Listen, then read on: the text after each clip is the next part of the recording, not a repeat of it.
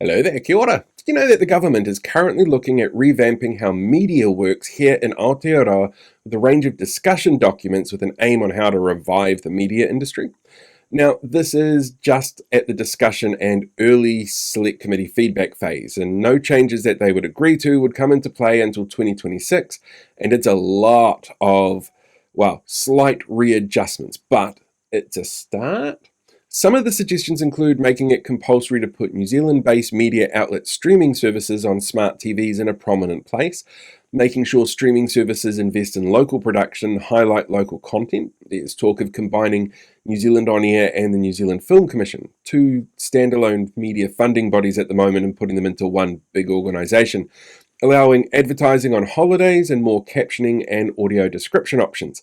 And the government does admit that these are fiddling around the edges, little changes to adapt to the changing ways that audiences now interact with media.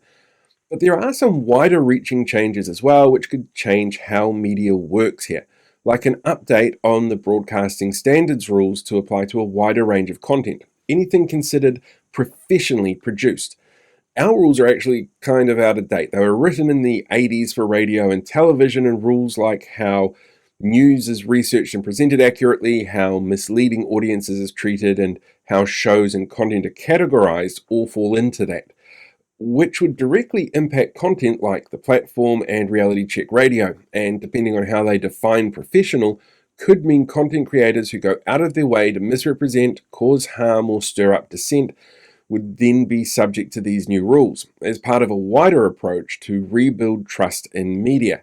And trust in the media is something that they're focusing on. They're considering the impact of falling trust levels in media overseas and its impact here on revenue and audience numbers, and wanting to see institutions like Radio NZ or TV NZ go even further in the steps that they've taken already to try and rebuild trust from audiences.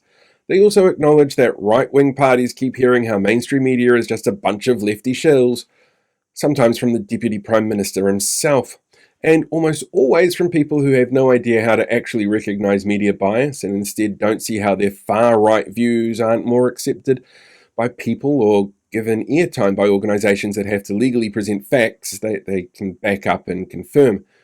Not that a coalition MP would say that last part out loud, because they'd lose a big chunk of their voters.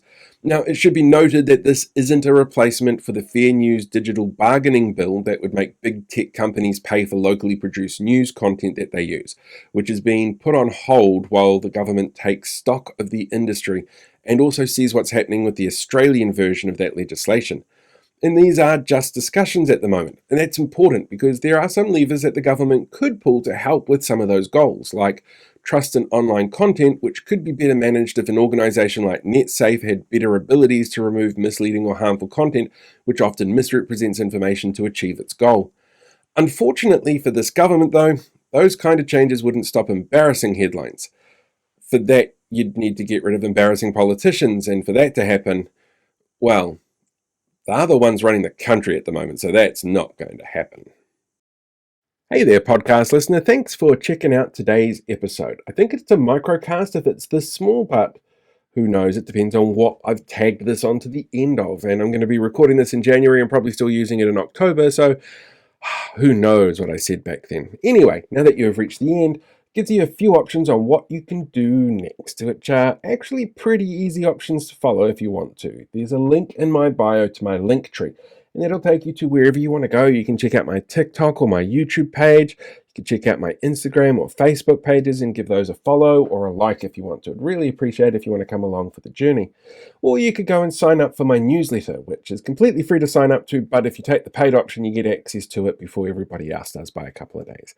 Depends on how quickly you want to get my stuff, I guess. And it's actually the same with YouTube. If you sign up for that as a paid member, you get access to things early on that as well.